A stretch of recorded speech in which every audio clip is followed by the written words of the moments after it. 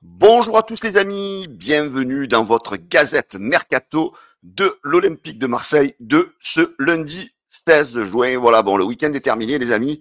Voilà, la semaine reprend pour ceux qui travaillent, pour ceux qui sont encore en vacances comme moi, avec encore une petite semaine. Eh bien, on profite de ces congés pour vous informer de l'Olympique de Marseille et de ce mercato. En tous les cas, hier, les amis, je voulais vous remercier. Vous avez été vraiment très nombreux à regarder la gazette, à m'envoyer des retours, à vous être abonnés. Voilà, là, on frôle quasiment les 14 000 abonnés, les amis. Pour ceux qui ne le sont pas, allez-y, abonnez-vous à la chaîne YouTube. Donc, en tous les cas, je vous en remercie par avance, les amis. Voilà, pour tous ceux qui regardent la gazette, juste avant de partir, pensez juste au petit pouce bleu.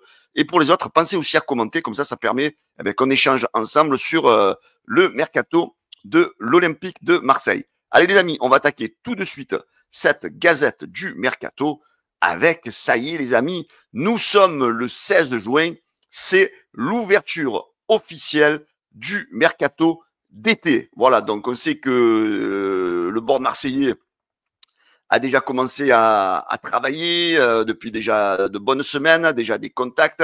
Là, je pense que ça va un petit peu s'accélérer maintenant que le mercato est ouvert. En tous les cas, on sait qu'on a déjà deux accords avec deux joueurs. C'est Angel Gomez et bien sûr CG Egan Riley. Donc, je pense que ces joueurs-là vont être officialisés peut-être aujourd'hui ou en tous les cas dans les prochains jours. Donc, l'officialisation va se tenir. Mais en tous les cas, le mercato de l'Olympique de Marseille, les amis, lui, il continue. On est très impatient parce que, voilà, on a besoin de voir arriver des nouveaux joueurs pour renforcer l'équipe pour la Ligue des Champions. Là, aujourd'hui, il y a un nouveau nom qui est sorti, les amis. C'est Nicolas Raskin. C'est un milieu de terrain qui joue aux Glasgow Rangers de 24 ans. Donc, selon la team TikTok, le joueur intéresserait l'Olympique de Marseille. Alors, c'est un joueur qui intéresse a priori beaucoup de clubs en Europe. Il y aurait Porto, il y aurait Aston Villa, il y aurait Leeds United, il y aurait la Fiorentina et l'Olympique de Marseille. Et c'est pour ça qu'on assiste à une flambée du prix du joueur. Les dirigeants écossais demanderaient 30 millions d'euros. Donc, on va faire l'analyse par rapport à la valeur marchande du joueur, qui est vraiment très basse par rapport à leurs exigences. Voilà, on va rentrer dans le dossier. En milieu, fin de vidéo, les amis, on va aussi étudier, je vais vous donner des nouvelles sur le dossier de Benasser. Donc voilà, essayez de regarder la gazette jusqu'à la fin, comme ça vous aurez toutes les infos sur le dossier Benasser. Allez, on poursuit les amis sur Nicolas Ratskin. Donc il est passé il a passé la première saison avec le standard partie de saison avec le Standard de Liège et est arrivé en deuxième partie de saison 2025-2026 chez les Glasgow Rangers. Donc il a fini donc dans le championnat écossais. Alors, c'est un joueur qui a beaucoup de qualité. Hein, c'est un joueur qui a une belle fitness technique, pardon. Et quand on voit un petit peu sa charte, on va dire, on voit que par rapport à tous les milieux du championnat écossais, il est vraiment au-dessus de la moyenne de tous les milieux de terrain. Donc, on voit que toutes ses qualités sur les passes décisives, sur les passes progressives, dans les duels gagnés, dans les phases défensives, les actions en phase défensive, voilà, dans voilà, le pourcentage de passes réussies. On voit que c'est un joueur qui, sur le médian, on va dire, des milieux de terrain écossais, est vraiment au-dessus de la moyenne. Hein, voilà, donc c'est un joueur vraiment qui a vraiment marqué la Ligue écossaise la saison dernière. Après, il y a une comparaison aussi par rapport à Sofiane Amrabat et Nicolas Ratskin sur la saison 2024-2025. Donc, vous avez donc en bleu les valeurs de Ratskin, pardon, et de Amrabat en jaune. Donc, on voit sur plusieurs facteurs, il est vraiment au-dessus de Amrabat. Pourtant, on connaît les qualités de ce joueur, hein, Amrabat. Voilà, donc c'est un joueur qui possède beaucoup de qualités. Hein. Il est au-dessus de Amrabat sur les passes progressives. Il est au-dessus de lui dans les duels de pourcentage gagnés, dans les actions défensives. Voilà, il a carrément tous les points au-dessus. Par rapport à lui, il a aucun point de valeur inférieure, à part peut-être sur les phases progressives. Amrabat est supérieur à Raskin. Donc voilà, c'est quand même un joueur qui a beaucoup de qualité technique, un bon dribbleur. Hein, c'est un petit, je crois qu'il n'est pas grand en gabarit. On va mieux observer ça tout de suite dans les prochaines photos. Donc on voit qu'il est estimé, ce que je vous disais tout à l'heure, à 6 millions 50, donc ils en veulent 30 millions. Là, j'ai envie de vous dire, bon, faut pas non plus s'emballer, hein, parce que bon, voilà, entre 6,5 millions d'estimation sur Transfermarkt et 30 millions d'euros de prix demandé, ça fait quand même beaucoup. Comme je vous disais, voilà, c'est un petit gabarit, hein, il fait 1m78, il a 24 ans, voilà, il a été 73% du temps titulaire, pardon, avec les Rangers, il a joué 28 matchs, il a mis un but, il a fait 6 passes D. Voilà, donc c'est un joueur qui fait partie, sur la deuxième partie de saison, un élément clé dans cette équipe des Glasgow Rangers. Voilà, il est en contrat jusqu'en mai 2027, donc voilà, il lui reste 2 années de contrat. C'est un joueur, voilà, qui sa position principale, c'est milieu central, position secondaire, milieu défensif. Voilà, donc c'est une piste que l'Olympique de Marseille a ouverte depuis que Mehdi Benassia apprécierait. Mais voilà, après, j'ai envie de vous dire, faire attention au prix quand même. 30 millions d'euros, ça me semble quand même très, très, très élevé pour un joueur voilà, qui n'a pas non plus forcément une expérience gigantesque. Hein. Il a été formé, une partie de sa formation a été faite au Standard de Liège. Il a été aussi formé à Anderlecht, il est passé par la Gantoise. Et voilà, donc, et de la Belgique, en fait, il est passé directement en Écosse. Voilà, il a bifurqué, il est parti donc de la Belgique pour partir sur le championnat écossais. Voilà, quand on regarde un petit peu voilà, son expérience, et c'est surtout un joueur qui a de l'expérience en Europa League. Hein. Il a 20 matchs d'Europa League. Hein. Il n'a pas de match de Ligue des Champions. Oui, il a juste 4 matchs de phase de qualification pour la Ligue des Champions. C'est pas non plus voilà le top joueur expérimenté pour la Ligue des Champions. C'est pour ça que j'ai envie de vous dire 30 millions d'euros. Je pense qu'il va falloir un petit peu se calmer sur le prix du côté des Glasgow Rangers, parce que surtout quand on voit un petit peu ses blessures, les amis, les blessures, c'est pas non plus un joueur assurance tout risque, je vous dis, parce que regardez, il a quand même déjà à 24 ans pas mal d'absence de blessures. Hein. Bon, il y a des sur Transfermarkt, on a des blessures inconnues, on a une déchirure des adducteurs. Voilà, on regarde que chaque année, il a quand même beaucoup d'occurrences hein, sur les 4 dernières saisons. 2024-2025, il a eu 73 jours d'absence. 2023-2024, 98. 21-22, 85 jours. Et voilà, donc on voit que c'est un joueur qui a beaucoup de blessures. Voilà, beaucoup. Peut-être pas de graves blessures, mais beaucoup de blessures. Donc j'ai envie de vous dire, voilà, soyons quand même vigilants sur le sujet. Et 30 millions d'euros, je pense que l'OM va falloir qu'il négocie. Alors c'est peut-être parce qu'il y a beaucoup de prétendants. C'est pour ça que les Écossais en veulent beaucoup, mais je pense que ça va faire reculer pas mal de monde, hein, même qu'il y a beaucoup de clubs. 30 millions d'euros, c'est pas le style de joueur qui vaut 30 millions d'euros. Alors, une autre piste, les amis, est apparue aussi. Selon Africa Foot, l'OM aurait les yeux rivés sur le défenseur du Havre, Aruna Sangaté, 23 ans. Il est suivi par Manchester, par Séville, par l'OM, par Nottingham, par Augsbourg et par Stuttgart. C'est un joueur qui attire beaucoup de convoitises. Voilà, c'est un joueur qui joue au Havre, c'est un joueur donc qui connaît la Ligue 1. Quand on regarde un petit peu une ancienne publication de data scout, voilà, donc on voit qu'il n'a pas forcément des datas extraordinaires, mais on peut dire, voilà, c'était en 2023 du côté de data scout, on disait que le joueur avait déjà le niveau pour jouer en Ligue 1. Et voilà, c'est un joueur qui est prometteur.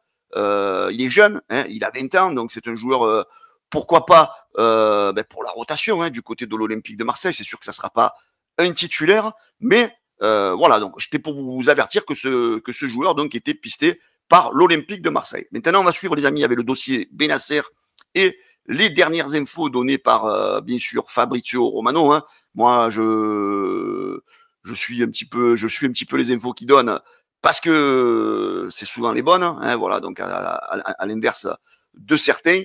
Donc on va un petit peu voir un petit peu ce que Fabrizio Romano nous dit. Donc il nous fait un petit peu un genre d'historique. Hein. Donc le club phocéen n'a pas levé l'option d'achat qui était fixée à 12 millions d'euros plus 3 millions d'euros de bonus. Pourtant l'OM veut négocier pour garder le joueur, mais lui aussi par rapport à ses capacités physiques, à sa remettre un petit peu, qui a donné beaucoup de signes de faiblesse l'année dernière. Ben, c'est pour cela que l'OM n'a pas voulu lever l'option d'achat. Donc les enjeux de nouvel accord. Donc l'Olympique de Marseille explore activement la piste. Toutefois, le problème, c'est le salaire du joueur jugé trop élevé. Voilà, donc l'OM veut essayer de trouver une solution avec un salaire qui pourrait éventuellement se partager avec le Milan AC. Donc le Milan AC est prêt à considérer un nouveau prêt à condition que l'OM participe significativement à la prise en charge du salaire du joueur. Voilà, donc je pense que le Milan ne serait pas contre un accord pour un nouveau prêt, mais demande à ce que l'Olympique de Marseille donne un petit peu plus dans la participation au salaire du joueur. Donc l'OM espérerait donc que le joueur baisse son salaire pour pouvoir le préserver. La rémunération actuelle de Benasser, elle est estimée à environ 4 millions d'euros par an. Donc ça représente vraiment un lourd engagement pour l'Olympique de Marseille. Donc le défi est double.